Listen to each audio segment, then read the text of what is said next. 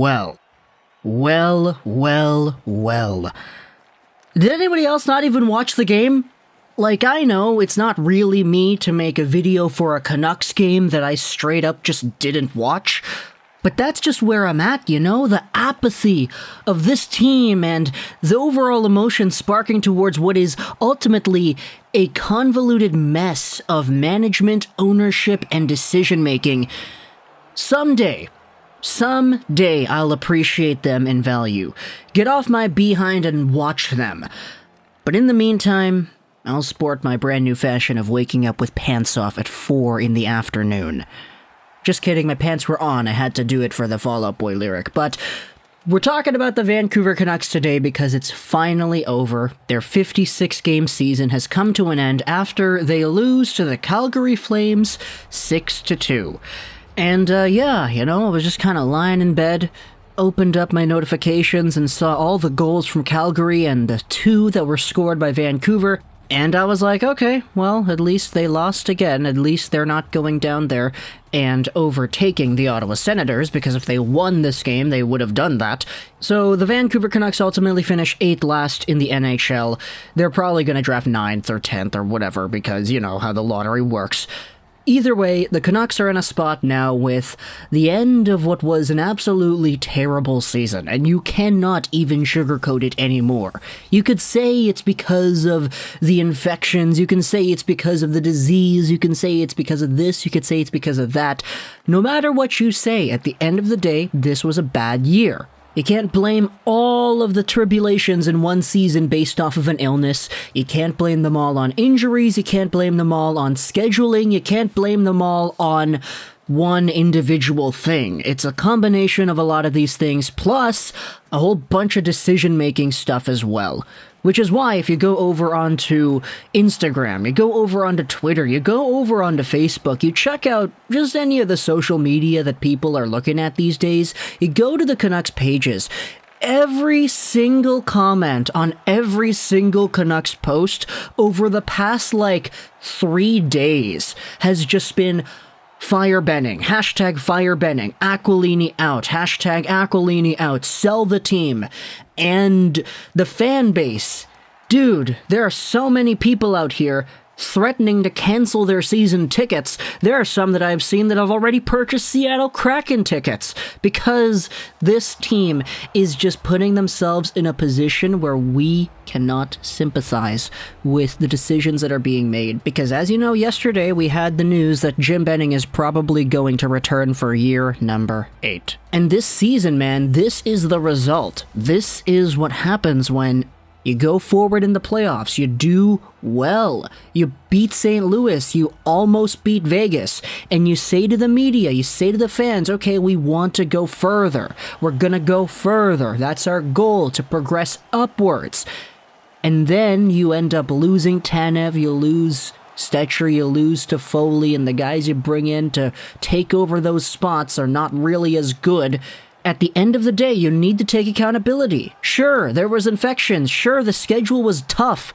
But at the end of the day, you still made the wrong moves. And some fans have an easier time to accept that than others. Sure, I'm the one who's been kind of on the Toffoli hype train the entire season because I'm also a Montreal fan, so that makes it a little bit easier. And I know not every fan is really going to care too much that, oh, Tyler Toffoli's doing well in Montreal, he's not on Vancouver anymore, so why should I care? But this is the thing, you know? Here's a comment from our Canucks that I wanted to read out to you that just kind of epitomizes the entire regime here for Benning. I can admit I've changed my tune this year. I didn't hate the job Benning has been doing, and I gave him quite a bit of slack considering how bare the organization was when he took over. I got over the Kessler trade. I got over not trading Hamhuis. I got over Verbata's pathetic second year. I got over Willie, Chaput, and Vey, and the Megnas and all them. I got over the Louis signing. I got over the Virtanen pick. I got over the Juolevi pick. I got over the McCann-Goodbranson situation. You can add to that list. Oh, I got over Toffoli. I got over Stetcher. I got over Tanev. I got over all of these guys that were heavily criticized by our fan base.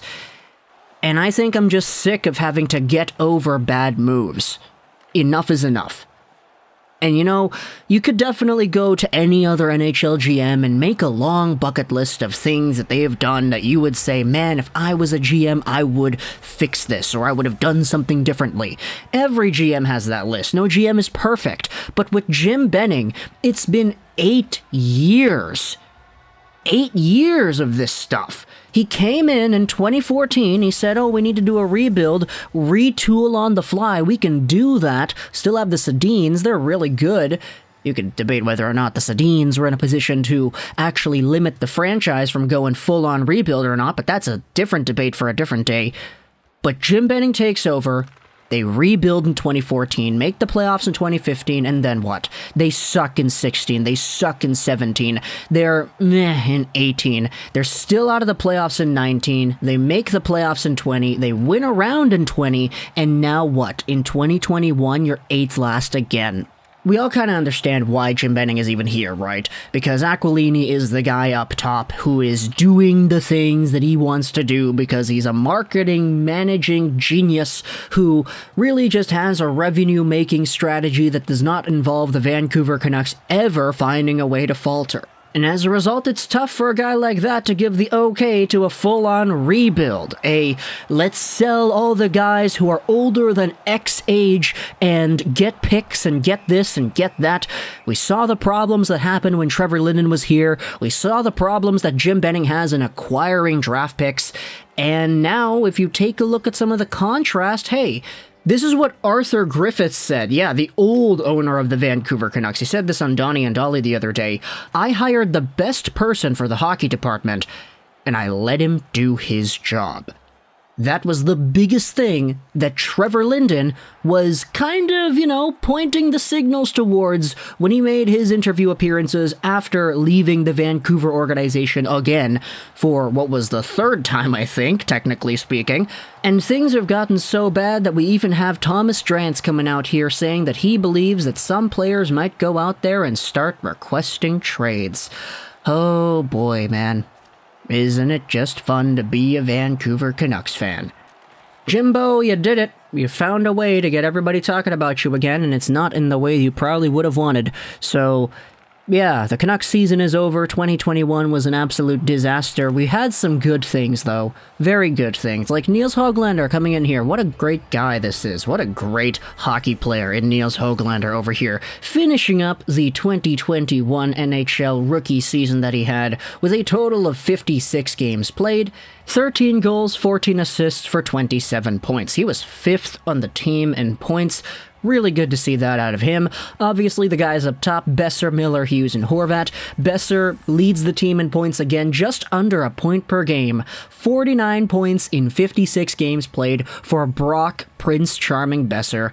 What a great season this guy had, despite all the circumstances. Miller was out here with 46 points in 53 games played. We saw the temper with Miller really flare up this season, but I mean, so many people watching the Canucks this year were frustrated, so I kind of get it, but you know what?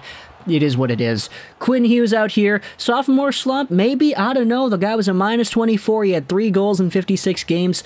41 points, though. The guy's out here as an assist-making machine.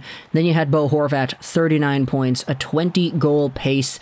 Crazy for him. Good to see Bo still trending upwards here.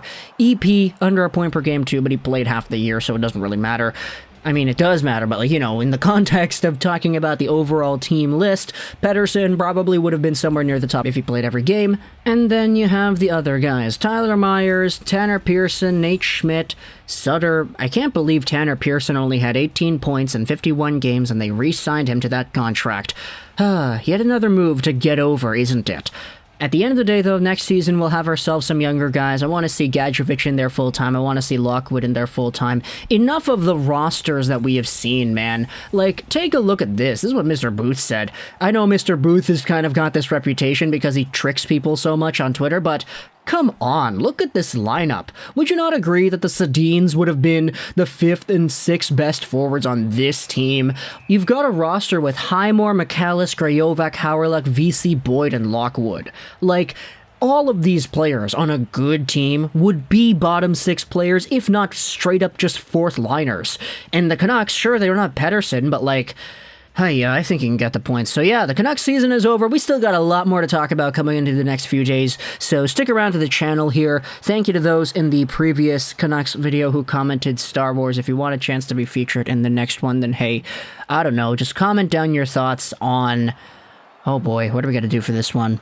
I don't know. Do I want to abuse my power and say fire Benning? Give me your opinion as to whether or not you would want to fire Benning. And be direct about it. Fire, no fire, and then explain why. That'll be your ticket into the next Canucks video. So yeah, I hope you enjoyed this one. So did I, Trolls99. And bye.